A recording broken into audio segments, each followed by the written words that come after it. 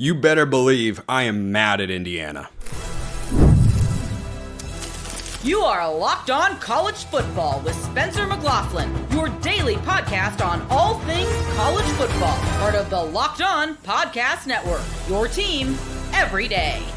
Welcome, everybody, to another episode of Locked On College Football. I'm your host, Spencer McLaughlin. Thank you so much for making this your first listen or your first view every day. It's part of the Locked On Podcast Network, your team every day, and your daily source to stay up to date with the biggest stories in this, the greatest sport on planet Earth. SMU, over 8.5 wins. It's a tough schedule. Boise State, a lock to get to 10. That is all being debated on today's show, which is brought to you by our friends over at Monarch Money. Take control of your finances with Monarch Money. Use code LOCKEDONCollege at monarchmoney.com for 50% off your first year. By the way, I'll be at Big Ten Media Days all week next week. If you have any questions that you want asked to coaches or players, shoot them my way at smclaughlincfb on Twitter. I'll do my best to get them asked and answered. But I already know what my answer is to the question, how do you feel about Indiana canceling its home-and-home series with Virginia for 2027 and 2028? I hate it. This is for so many reasons. I have to contain myself. Every time I go to record a show, I know in my head, hey, Spencer, don't swear. That's not allowed. That's not the way we roll here at the Locked On Network. You'll get in trouble if that happens. You can't do that. Don't do that. Today, I'm going to have to control myself. This stuff drives me up a wall. Indiana's non-conference last year wasn't good. They went 8-1 in Big Ten games, though. So I supported them going to the college football playoff because of the manner in which they navigated that schedule. If you put a maize and blue helmet on that schedule with the same results, you would have been perfectly fine with Indiana getting into the playoff. But instead, you get questions from SEC folks. Well, who'd they beat? They didn't do that. Okay. Two things can be true at once. Indiana should have been in the playoff last year at 11-1. At 10-2, I'm not so sure. I'm really not. And I hope that the committee one day figures out how to penalize Indiana for this with real results on the field. This goes against everything that I believe as a college football fan. And this should upset you too, because for them to go and I know Virginia's not an ACC power, but it's not like they're replacing Virginia with another Power 4 school. It's not, Ole Miss recently canceled a game with Wake Forest and added one with Washington State, and Wake Forest is playing Oregon State, in the weird Pac-12 scheduling situation that is 2025. I mean, seriously, go look at Washington State and Oregon State schedules this year. They are very odd. Fun fact, Oregon State is minus 3.5 against Cal, which I think is actually appropriate, frankly. Anyway, so what you have here is yet another example of what I've railed against for a long, long time. Schools controlling their own schedules is patently absurd. Do I understand the incentive structure that exists for a school like Indiana to make this decision? Yeah, I do. Because the committee does like wins. The committee does like a clean record and all that. There needs to be some form of punishment, and I hope it comes in the form of schedule assessment. And again, I don't believe it's hypocritical at all to say, yeah, I hate their non-conference schedule, and also if you go 8-1 in the Big Ten or SEC, you should get into the college football playoff, unless you have gone 1-2 in your non-conference games. I want results on the field to matter, but I want the results to be coming from good games. And no, Virginia is not an ACC power. I've seen that program make a conference championship game. You don't know what they're going to be in a few years. Tony Elliott might not be the head coach by 2027, 28. They might have found their own Curt Cignetti by then. Imagine if 5 years ago, just five, no, not even. Imagine 2 years ago, at this time, if someone scheduled a home-and-home with Indiana, would you see that as a major boon to their strength of schedule? Would you see that as an opportunity for them to play a marquee game in a premier television time slot? Would you see that as a resume boot? No, you wouldn't. Things can change. And it's the premise of this that I hate more than anything. Because what I would like to see is for every Power 4 school to have 10 Power 4 not conference games, of course, to have 10 Power 4 games 9 of which are in conference, on their schedule. That's what I would like to see. 9 conference games, 1 Power 4 non-conference opponent. My ideal world has an FCS and a G5 as your other 2 games, but quite frankly, if you have 10 Power 4 opponents on your schedule, I really don't care what you do with the other 2. You do whatever you like. Pick up another Power 4 to try to get a quality win, pick up a quality G5 so it's not a complete joke of a game, pick up 2 FCS opponents and, pay some money down to schools that don't have as much and get a big win and whatnot, and get the backup some playing time. You do that if you like. I could not care less at that point. Like Alabama, for example. I don't roast Alabama's schedule when I talk about SEC schedules not being where I would like them to be, because their non-conference this year has got Florida State and Wisconsin on it. So, yeah, they only play 8 SEC games. I don't like that. But if it's FSU and Wisconsin, I'm not as upset about it. So I'm not going to judge Alabama the same way I judge Auburn, for example, who's got Baylor. That's good, but that's it. So they have a whole other game that is an easy win. They've got 2 easy ones early on and Mercer late in the season. None of this is good for college football. None of this is good for fans. And that's who I care about the most. Like, I could go on. I don't know why television networks are okay with this sort of stuff. Schools should not be in charge of their own non-conference schedule. It's so bizarre. So incredibly bizarre. And I do not want college football to be like every other sport. That doesn't mean there are aspects of other sports like the NFL college football can't learn from to better itself, because it can. The NFL sets their teams' schedules every single year, just like the conferences do.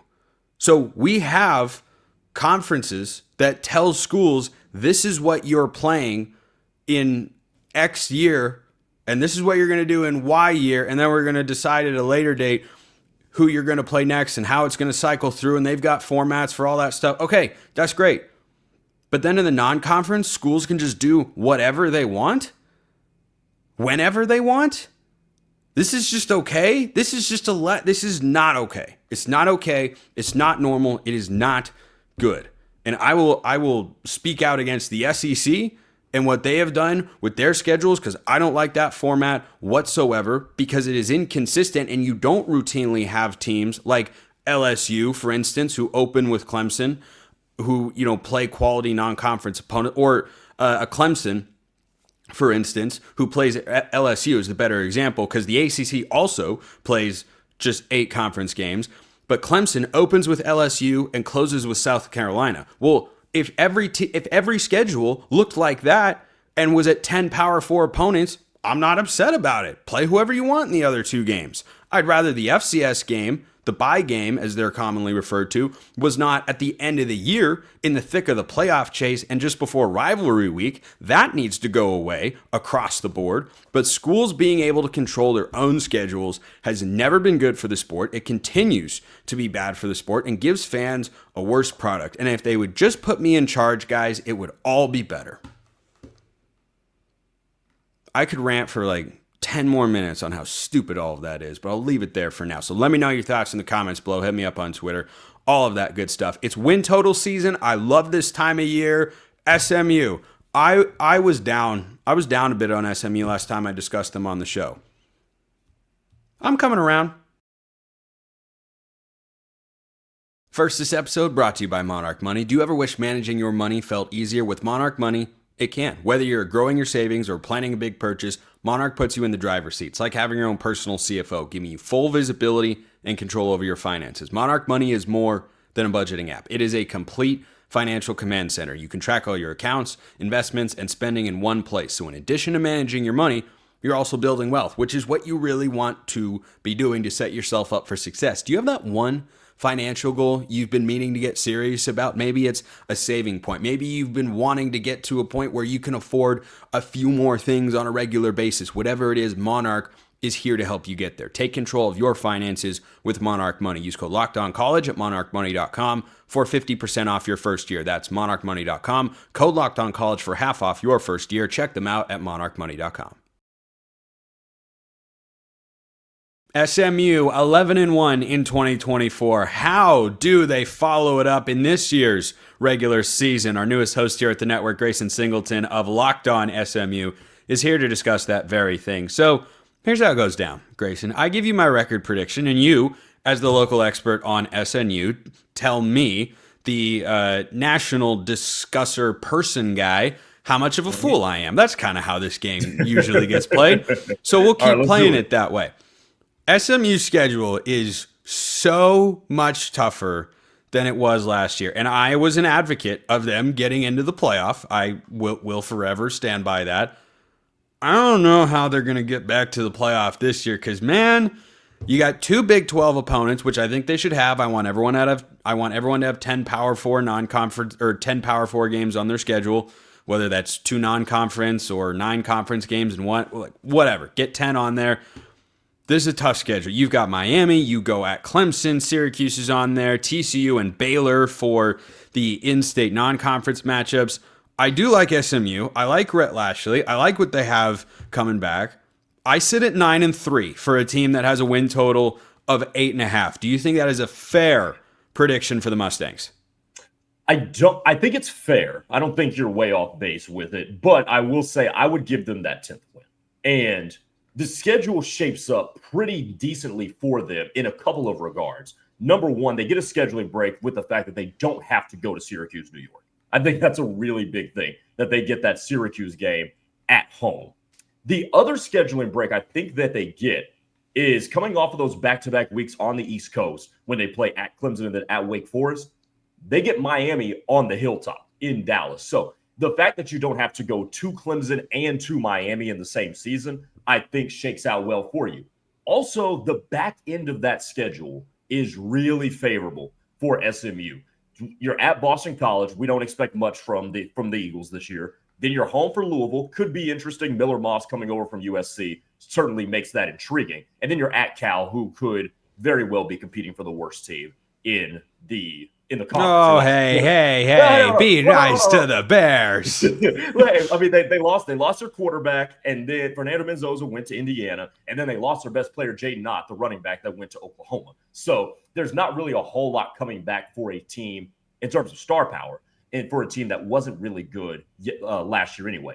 The two Big 12 teams on the schedule, I think SMU can handle. They get the better of the two, who I think is Baylor. They get them at home as well.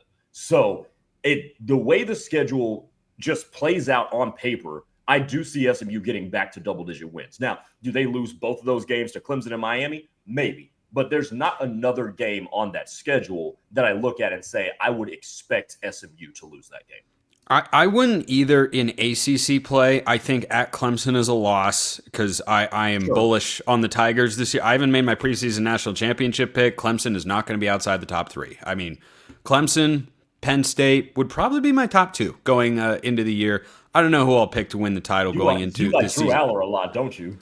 Well, I just like the fact that they have arguably the best coordinator tandem in the country. They took Jim Knowles from Ohio State. They have most of their team coming back. They were one drive from going to the national championship game. I think they're pretty good. Hot take. Yeah. Hot take. They're pretty good. They're pretty good. I don't know if I like the quarterback situation, though, but we get off topic. Yeah, but there's no quarterback situation in college football I really know anything about. There are barely any. Kevin Jennings at SMU is one of them. That's one of the reasons I like the Mustangs, because this is a pretty difficult schedule. I'm glad you brought up the back 5 games, though, because this is a slate where you've got your 2 toughest opponents at home and 3 winnable games on the road.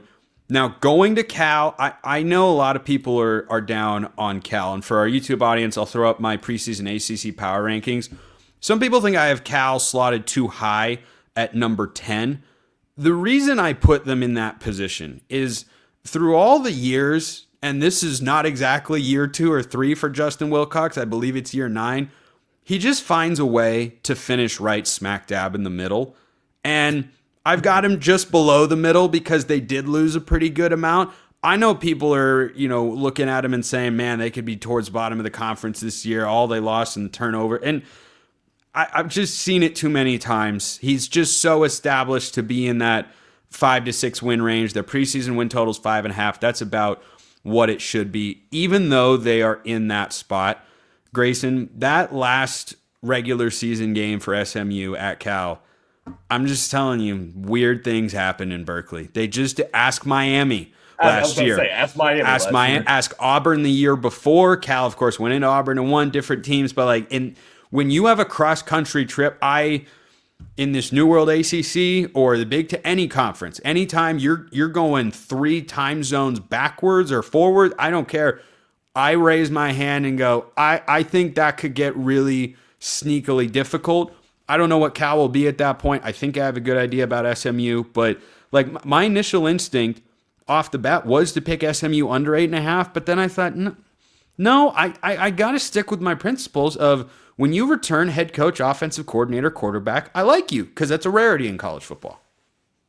Well, keep this in mind, too. They also returned the defensive coordinator. And when you are in a situation like SMU where you pop in a year, generally some of those bigger schools come calling for your coordinators, and then you're having to replace them. The fact that you have head coach and both coordinators back, along with your quarterback, like you just stated, bodes very, very well. I want to back up for a second to that graphic that you just put up. Did you have SMU projected at 5? I do. I do. Okay, explain that, because behind Louisville and behind Georgia Tech, which I think Georgia Tech's a very interesting team in the ACC. But how do you have them falling so far? So Georgia Tech is my favorite Power 4 conference dark horse to win a championship.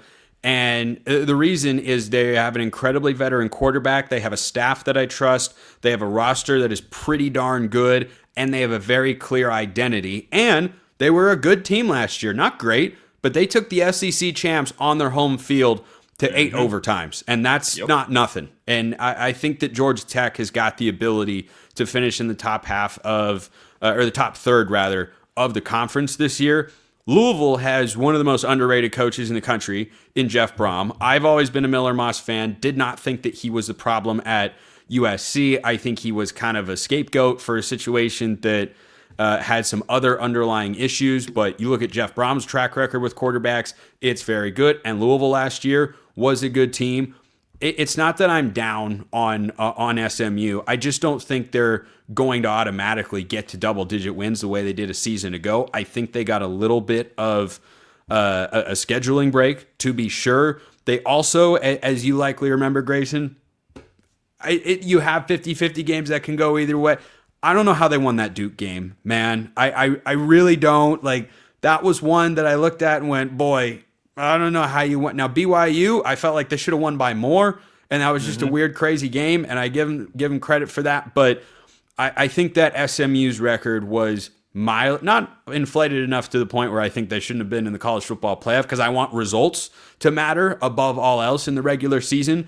But I don't think there's not a big gap there in this graphic. Like, I think my biggest cutoff line, frankly, is from Duke to Syracuse, because Syracuse doesn't have Kyle McCord. I do think Steve Angeli can be pretty solid for them, but that's kind of like the line between 1 through, well, Clemson, I think, is head and shoulders above everybody else on paper going into this year. But I would agree with that. There's a bigger gap to me between my 6 and 7 teams, Duke and Syracuse, than Georgia Tech and SMU 4 and 5. I just like what the Yellow Jackets did, and I didn't feel like they yet popped, whereas last year, I think a lot of things really went right for SMU. I can agree with that too. And a lot of times those 50-50 games don't get duplicated. I do get that logic. Here's the thing, though. I'm putting a lot of stock when it comes to SMU in the fact that Kevin Jennings this year is coming into the season as the unquestioned starter. Because remember, he took over from Preston Stone early in the season. Which I didn't understand at first. I was so bewildered. I was like, this Stone was good. What do we do? And then I watched Jennings a little. I'm like, oh, okay, I see what we're doing here. And then obviously Stone had to transfer out, ends up at Northwestern. But I think the fact that Kevin Jennings is going through an entire offseason as the unquestioned QB1 bodes well for him. And, obviously he's got to cut down the turnovers. I think there is progression that he can make in terms of processing information and whatnot. But going through the entire offseason as the dude that the coaches are paying the most attention to and giving you the most feedback, I think will bode well for him making those progressions that he seems like he needs to make. Even though Georgia Tech, I think, is interesting, we have to keep in mind about Georgia Tech. They lost their number 1 wide receiver last year in Eric Singleton. He went True. The Rivers guy they brought in from FIU is at the very least interesting. I don't know if he's as good as Singleton, but the other reason, like, I hear that concern. My counterpoint is that Georgia Tech is not predicated on a passing game. That is true. That is true. And by the way, neither is the success of their quarterback either. Haynes King is a pretty interesting kind of character because we know he's a solid quarterback. His raw numbers look pretty good. But is there a moment that you can really look back at Haynes King and be like, "Yep, that defines Haynes King," and I don't see that. And so it was almost the Georgia game. It was almost the Georgia game. Almost. But the operative word here is almost. This is true.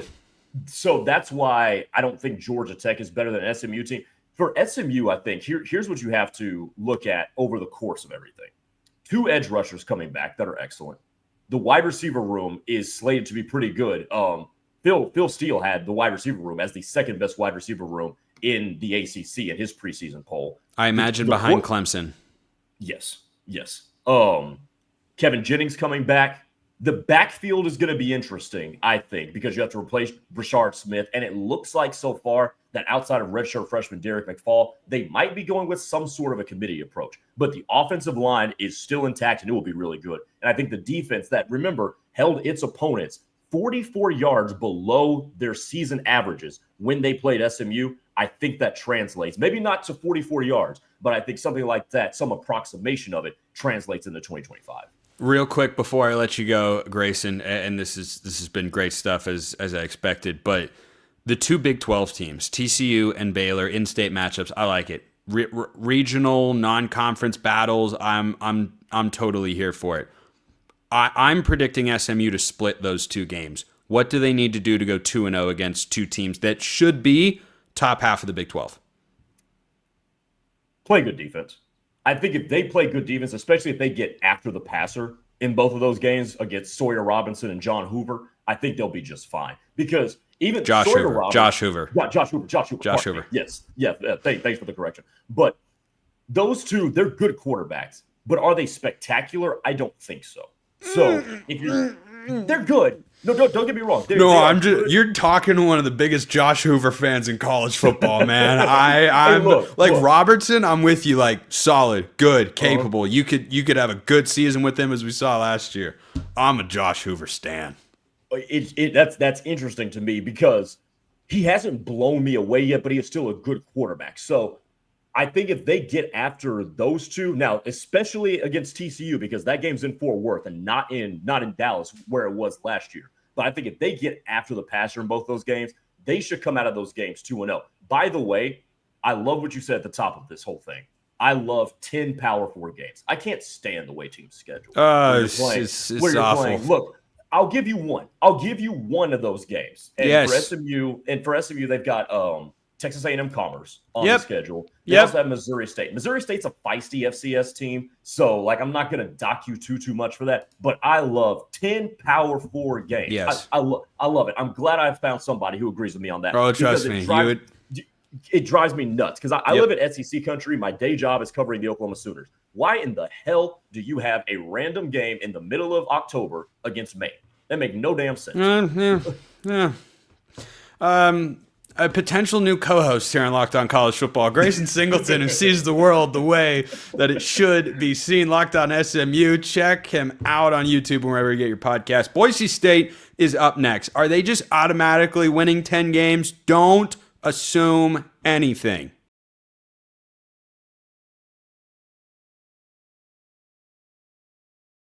Last I discussed Boise State on this particular program, it was pointing out their path to the playoff is not as easy as it might seem. I still feel that way. However, I kept trying to come up with ways in which they don't get to 10 wins in the regular season. Don't really know where that is. The Broncos are going to replace Ashton Jeanty in the aggregate. I don't know they're going to have one bell cow. I think they have a couple of backs in that room that they like. But certainly Jeanty, whoever you're replacing, it's going to be a downgrade in that regard. I have questions about the wide receiver room, but it doesn't worry me a lot. Boise State and Georgia Tech have this in common. Off-season moves to their receiver room did the opposite of excite me for that position group, but didn't raise my concern level considerably because they're not offenses that are predicated on throwing the ball. And they have their quarterbacks back. So Haynes King at Georgia Tech, Maddox Madsen, of course, for Boise State. So Madsen is a guy that when he really had to throw the ball a ton against a big-time school in Penn State last year, threw as many interceptions in one game as he had all season. The good news is that's not what I'm trying to determine right now is how they'd fare in a playoff game. I'm just looking at their schedule. I don't know how I picked them to not win 10 games. Because here's the thing. They go at Notre Dame for their 5th game of the year. It's one of the under-the-radar fun games, 2 playoff teams from a season ago. You've got a returning quarterback on one side, a new quarterback on the other for Notre Dame. CJ Carr, very exciting young quarterback prospect for the Irish. I'm not picking Boise to go in. If they do, by the way, get ready for Boise State at-large discussions to get very real, as in they wouldn't have to win the Mountain West. They could go to the Mountain West title game, lose, and should still, in some people's view, be in the playoff. Just be ready for that. Just keep it in the back of your mind. Notre Dame is not a game I'm going to expect them to win. I don't think even Boise State people out there listening to or watching this show, I don't think you guys expect to be Notre Dame, right? It wouldn't be the craziest upset in the world. Boise State has won those sorts of games before. I like Marcus Freeman. I like Notre Dame. So that one I have written in pen as a loss. Not Sharpie, but pen. And not the erasable pen. So then you keep going down the schedule. And I really did want to find a second loss on there for Boise State. I'm looking at the San Diego State game on the road late in the year. I think San Diego State, who has the preseason Mountain West Defensive Player of the Year on the roster and has brought in just a bunch of transfers. Sean Lewis is a solid coach. You go back to his time at Kent State, he was a good head coach there for the Golden Flashes and then was the OC at Colorado. Now in his second season, this is a program that we know can push for a conference championship when they are being run properly. I think Lewis is doing plenty of things right. I don't know if they're ready based on last year to make that big of a leap forward. We shall see. But I just kept going through Boise's schedule, and I wanted to find a second loss. I don't know where it is. I really do not know where it is on the rut because Genty isn't there, but there's so much continuity and prestige that I expect with Boise State. I think those two things are going to work hand in hand. Like the Broncos, here's their schedule for those who don't have it memorized, which is probably most of you. I think week 1, Boise State's got to be ready to roll. South Florida's got a good football coach, solid program. They go on the road. Boise's favorite, I believe, by 8 points or so. But road game week 1, hey, anything could happen there. At South Florida, Eastern Washington, at Air Force, App State. Don't sleep on the Mountaineers, perhaps. I mean, Joey Aguilar's not there anymore. He's made his way all the way to Knoxville, Tennessee. At Notre Dame, New Mexico, maybe watch for New Mexico. That was a surprising team last year, but it's at home, so I'm not going to pick them to lose there. UNLV, I like Dan Mullen. I think he can do well at UNLV. I'm really intrigued to see what the Rebels are this year. They've lost their last 3 games to Boise State, and that was when Barry Odom had them at their peak. Mullen is, at the very least, doing a soft reset of sorts with an epic list of names, by the way. Alex Orji, Anthony Colandrea are on that roster. Justin Flo is on that roster. Like, there are some, once and future big-time stars that didn't turn out to be future big-time stars on Nevada's team, or UNLV's team, rather. But then Boise's at Nevada, Fresno State, at San Diego State, Colorado State at home. If it were on the road, I'd say maybe. And they go at Utah State the next week. Like, where's the loss? I just can't get behind picking Boise State to lose more than the Notre Dame game. Like, my gut record when thinking about the Broncos is 10-2. But I just don't know where that second game comes from. No one ever knows. That's why they call it an upset. Of course, that's why they call it an upset. And certainly it would be. But I think the South Florida game week 1 is one to watch. And San Diego State as well would be my top 2 candidates there. But for the Broncos getting into the college football playoff again, I think, and by the way, I forgot to mention this earlier, as I roll through my record predictions here leading up to the season, this will be G5 Friday. So every Friday there will be a Group 5 team on here whose record prediction I do that I think is noteworthy, or is Notre Dame. Either one. So I think for Boise State, if they get back to the Mountain West Championship game, they're going to have to win it. That's what this comes down to. Maybe I'm overlooking Air Force, high floor program, but I think what this comes down to for Boise State from a playoff standpoint is unless you're going to win at Notre Dame, I don't think there's enough to wind up being an at-large. You know, last year their only loss was at Oregon. They very nearly pulled it off at Autzen Stadium. They're going to try and do that again in South Bend. And hey, Notre Dame has lost to teams far worse than what Boise State's going to put on the field this year. That is very much the case. They've lost to Marshall, Northern Illinois last year. Sure, that's not crazy. I think without another high-profile game on there, like Appalachian State's a fun matchup. UNLV, I don't think will have the same cachet and pedigree and won't give them, the same sort of boost in the eyes of the College Football Playoff Committee to where, they could sneak in and try to be an at-large team. Whereas last year, if they'd lost to UNLV in the Mountain West Championship game, they probably would have just been straight up eliminated from the playoff. But think about this. Just ponder it for a moment and just take this thought into the weekend with you, just as a little chaos scenario. What if Boise goes 12-0 with a win at Notre Dame, loses the Mountain West Championship game, and Notre Dame's a top 10 team in the playoff? Are you putting Boise in? Are you keeping them? That gets exciting real quick. So ponder that. But I think Boise repeats with an 11-1 season. I think Spencer Danielson has proven a lot as a head coach. He's got his quarterback returning. Once they figure out what the running back situation exactly is going to be and how many carries they can rely on those guys compared to what they had with Genty last year, maybe they have to lean on Madsen a little bit more. I think he can handle a little bit more, particularly against the Mountain West. They get a lot of their most important games like UNLV and Colorado State at home. So, yeah, I'm taking Boise 11-1. Couple spots maybe, but overall, hard to pick against them. So, ponder that chaos scenario, though, as you go into the weekend. Appreciate everyone listening. I will see you next time. And until then, hope you all have a wonderful rest of your day.